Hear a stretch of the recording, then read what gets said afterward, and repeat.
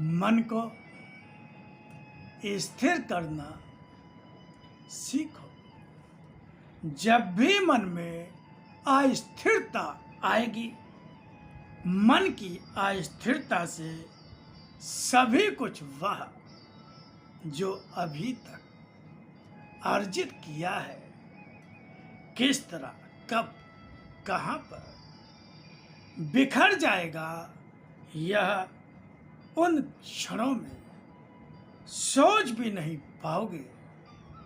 मन की स्थिरता पाने का जब भी प्रयत्न करोगे, सांसारिक जीवन में अनेकों स्थितियां आएंगी ही, मगर उनमें ही स्थिरता लाने का प्रयत्न करना होगा।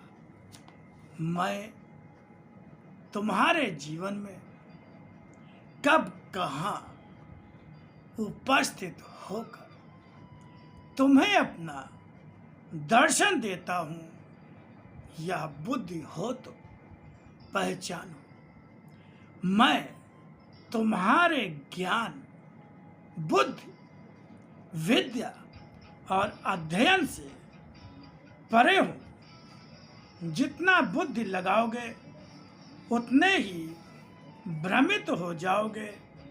मैं तुम्हारे तर्क, शंकाओं और विद्वता भरी दलीलों में नहीं मिलता, क्योंकि तुम्हारे तर्क, शंका और दलीलों के आधार ही दूसरे हैं।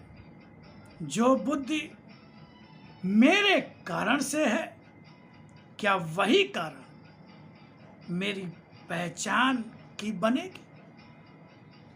क्या वही कारण मेरी पहचान की बनेगी? मेरी पहचान करने वाला मेरा भक्त ही होता है, क्योंकि भक्त मुझ में और मैं भक्त के हृदय में बसता हूँ।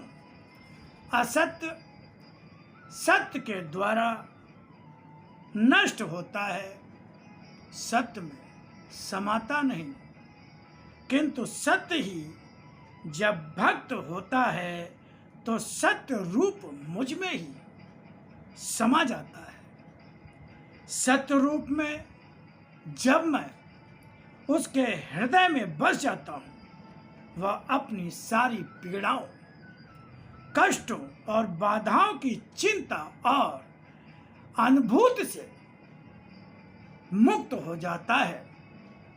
मुझे पाओ और मेरे ही बनकर, मेरे लिए ही कर्म करके सार्थक और सफल जीवन पाओ। जिस पल भी मेरे हो जाओगे, तुम्हें संसार का कोई भी ताप तप्त नहीं करेगा, क्योंकि सारा ताप तो मुझसे जुड़कर मेरा हो जाता है। मुझसे स्वयं को जोड़ने के लिए जब आते हो, संसार तुमसे और तुम संसार से दूर हो जाते हो। यह स्थिति तुम्हें कष्ट जैसी लगती है और समझते हो कि मैं तुम्हें साधना करने के लिए कह रहा हूँ, मगर यथार्थ यही है कि इसमें साधना जैसा तो कुछ भी नहीं है। जो मेरा है वह यदि संसार में जन्म लेकर भी मेरा रहता है, या मैं अपना बनाने की बात कहता हूँ, तो इसमें साधना जैसा कुछ न होते हुए भी केवल तुम्हें ही साधना जैसा लगता है। इसका कारण सत्य से असत्य के बीच जन्म लेकर तन, मन और धन से पूर्ण असत्य बन जाना ही होता है, अन्य कुछ भी नहीं।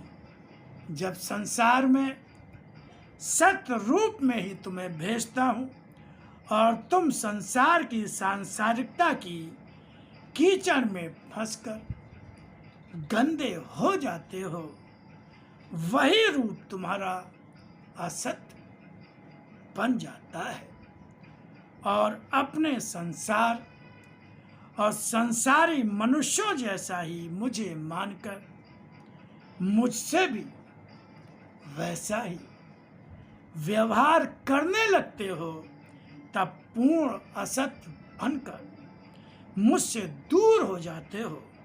मेरे सत्य रूप में एकत्व प्राप्त करने के लिए तुम्हें अपने ऊपर चढ़े असत्य के मैल को धोना ही पड़ेगा। अपने इस असत्य के मैल को धोकर सत्य रूप में ही मुझ तक आने का प्रयत्न